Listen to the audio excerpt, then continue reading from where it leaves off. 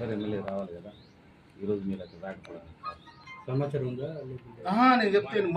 మంత్రి అయినటువంటి మెంటల్ ఖరాబ్ అయింది.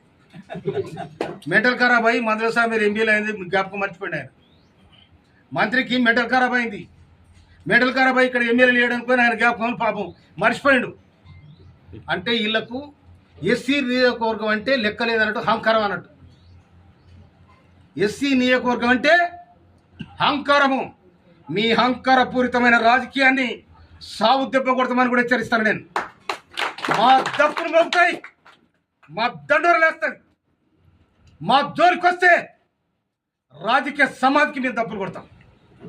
మీరంతా మీరు ఉండండి, మా అంతా మా మా గౌరవాన్ని మీరు చిన్నతనం చేస్తే అంతకంటే చిన్నతనం చేస్తాం. తుంగతుర్తి మోత్కూరులో 2 కిలోమీటర్ రోడ్డు కోసం 100 సార్లు తిరిగినా ఆర్మీ మినిస్టర్ నువ్వు ఏం చేసినావు చెప్పు. ఏం చేసినావు? శవాల పేరు మీద రాజకీయాలు చేస్తారా? మొన్న వచ్చా నీ తమ్ముడు మాట్లాడిపోతాడు, ఇయ్యాల వచ్చా నువ్వు వస్తావు. ఇక్కడ ఎమ్మెల్యే ఉండడం సోయి లేదా? ఇదేనా కాంగ్రెస్ పార్టీని మీరు రచించేది? ప్రధానమంత్రిని రాహుల్ గాంధీని ప్రధానమంత్రి చేస్తారంటారు. రాహుల్ గాంధీని ప్రధానమంత్రి చేసేది కడుపుగాలిన రైతాంగం, కష్టజీవులైన దళితులు, చిన్నకారు సన్నకారు రైతులు, పేదలైన అగ్రకులాలు. వీళ్ళు కాంగ్రెస్ పార్టీ రావాలని ఆలోచన చేస్తారు తప్ప మీరు ఒక వ్యక్తిని, ఒక వ్యవస్థను, ఒక వర్గాన్ని ఇలా మాదిగ వర్గం అంటే మీకు ఇష్టం లేదా? మాదిగ అంటే మీకు బారిసలా? ఎందుకు మమ్మల్ని ఇలాగే చేస్తా ఉన్నారు?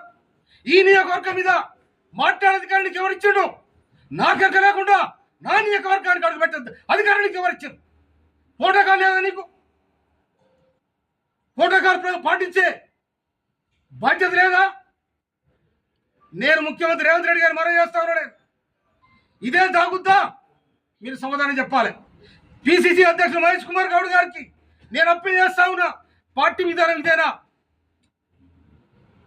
బట్టి విక్రమార్ గారు మరో చేస్తా ఉన్నాడు. ఇదేనా మా ఎస్సీ నియోజకవర్గాల మాకు జరిగే అవమానం? ఇదేనా మా నియోజకవర్గమేనా? ఏం చేశారు మీరు?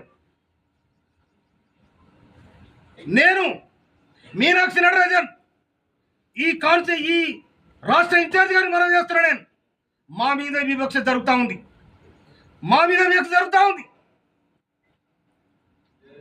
రాహుల్ గాంధీ సామాజిక న్యాయం జరగాలి, బీసీలకు న్యాయం జరగాలి.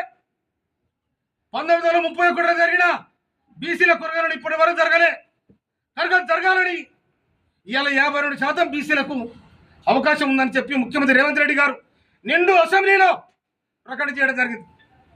30-40 ఏళ్ళుగా ఏబిసిడి వర్గాల కోసం కొట్లాడుతున్న